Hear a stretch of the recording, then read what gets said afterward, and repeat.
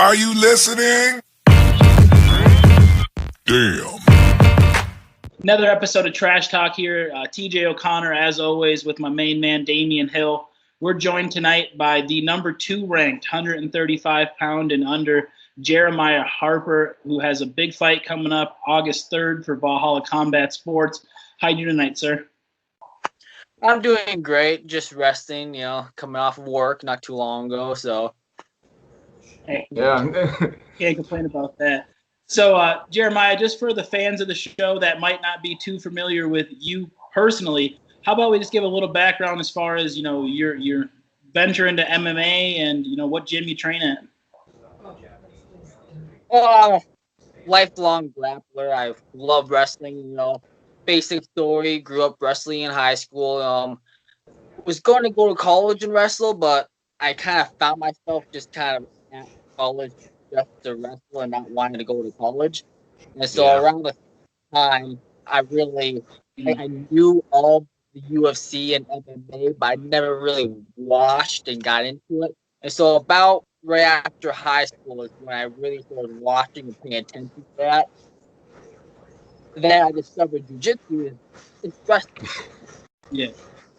yeah. Well, I and the rest is history. Then after I joined a jiu-jitsu gym, I actually didn't even finish my first year of college. I decided, this is what I want to do. I want to grapple. I want to compete. So that's good self-awareness to realize that, like realizing that you wanted to go to college to wrestle, not to go to college for all the benefits of going to college. Like and you don't necessarily need to go there to get it done, and you finding jiu-jitsu and finding the path in MMA is, I think that just you found the little path, like went a little bit off course. Like, I mean, not off course, but the whole fact of like everybody telling you need to do this, you need to do that. Well, I'm on a different path, you guys. It takes a lot of self-awareness to realize that.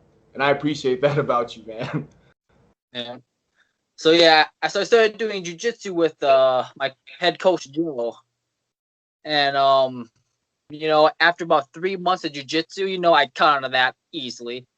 I started doing Muay Thai, and I already had some boxing experience because my older brother, while I was wrestling, he was a Golden Gloves boxer. So I've sparred with him occasionally when I was in high school. Never got serious into it. But yeah, so the Muay Thai and the stand-up kind of came along easy enough. And, after about 6 months of training after college, I found myself in a cage. I love it. Yeah. I love it. So it's only 6 months of training before you had your first fight?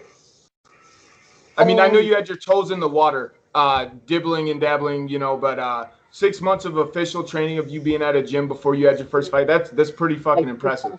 It was about 6 months of Muay Thai and kickboxing before, yeah. But Man. now I'm about 2 years because, like, my 3 amateur fights have been pretty far spaced out as for an amateur. A lot of amateurs fight every few months. I fought, like, one about a year and a half ago. Like, my fights have been about 6-8 months apart so far. Okay. Yeah, So, I was going to comment on that. I've been improving a lot. Yeah, I was gonna say, like, the time in between fights is like the time is this much, but the jumps are from here to there. It's like this much time has passed, but I've made this much growth. Yeah. Yeah, and that's what I wanted to comment on as well is, you mentioned you had the lifelong wrestling, getting into it, and you kind of dipped your toes in that first fight, and then I feel like you jumped straight into the deep end. I mean, the level of competition you faced in just these 3 fights, I mean, that speaks for itself, and I think that reflects in your current ranking here with Trash Talk. Was it confidence through your training or coaches or just a level of, I don't give a fuck? Well, what was it that made you just want to jump right in? My coaching had a lot to do with it. I mean, my coach Joe, he knows what he's doing. I put all my faith in him, and after about, when he tells me I'm ready, I believe him. I'm like, okay, if he says I'm ready to do this, I know I'm ready to do this. And he like, you can beat this kid, so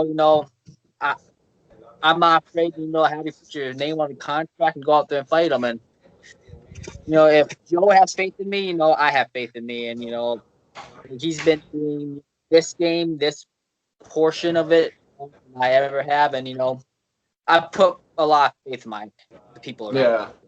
Yeah. We were talking a little bit off camera before we started recording, and I liked what you said about how your coaches are there, and you have a good, solid group of guys, but you get a lot of personal training and a lot of work around you specifically, not necessarily doing what everybody else, what the class is supposed to be working on, but they're working on getting you better at what you need to be better at. And could you elaborate a little bit more on that, like how training has been going and stuff like that?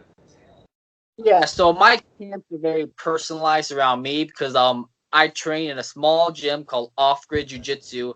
It's like 6 miles out of Monaga in the middle of a state forest. It's as remote as you can get.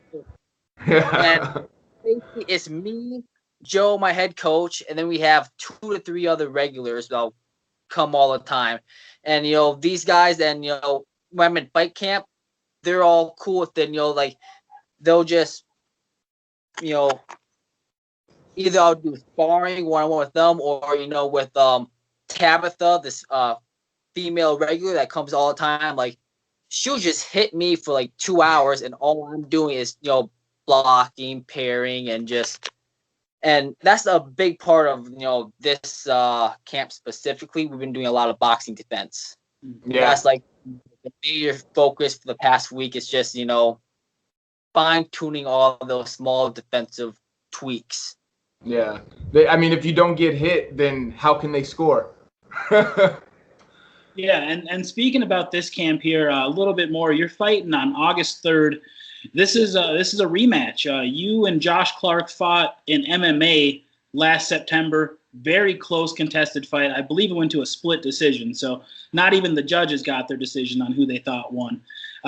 When you got the call, when you got the opportunity to get a rematch, especially in a fight with different rule set, it's a kickboxing match. Was that something that you were eager for? I mean, what were you thinking when you got that call, and how fast? Because, I mean, you jumped on it quick. I know for a fact I was on the inside of setting this one up, and this is one where we got the call back the very next day. Yeah, the thing that drives me is, competition. Like if I think something's going to be easy, it doesn't put no drive in me. And, like knowing that Josh is going to be game, he's going to come out there to fight. I know the kid's training hard like a madman. So, knowing it's going to be a tough fight just puts the fire under my own butt. Oh, yeah. And, that's why I think I performed so well in my last MMA fight too, because I knew I was going in an underdog. The kid had a lot better record than I did. And, all that just motivated me so much more. I'm not going to be that statistic on the paper, like.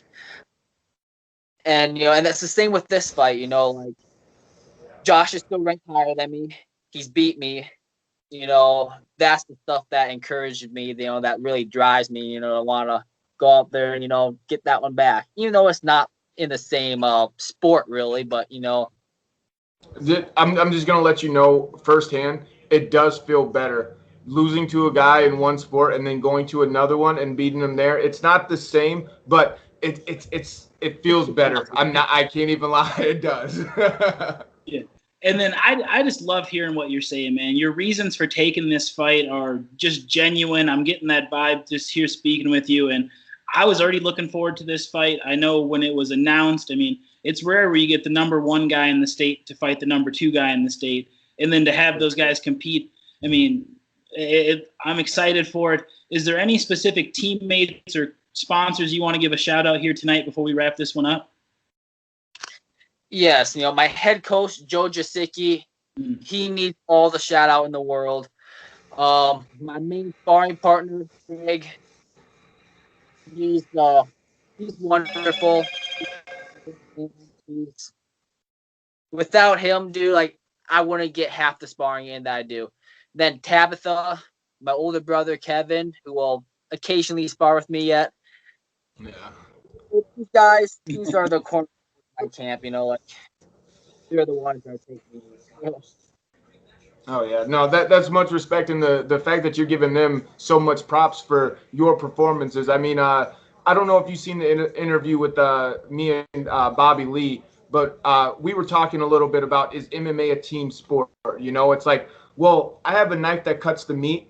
Well, if that knife is dull, then it's not going to cut that meat. The team is that file that sharpens that blade, you know, and for you to be one of those guys that gives them that type of props or whatever, I really appreciate and respect that. Well, I kind of have to, because my very first MMA, or my very first amateur bout, I actually forgot to thank my coaches. We all do it. They don't let me live that one down. Yeah. So That's just the sign of a good team behind you that's willing to break your balls a little bit. But again, Jeremiah, it's been a pleasure speaking to you. Again, everybody, Josh Clark versus Jeremiah Harper, Saturday, August 3rd, Valhalla Combat Sports in Fridley, Minnesota. Jeremiah, I wish you nothing but best of luck here finishing out your camp, and success here for you moving forward. thank you guys very much. Damn.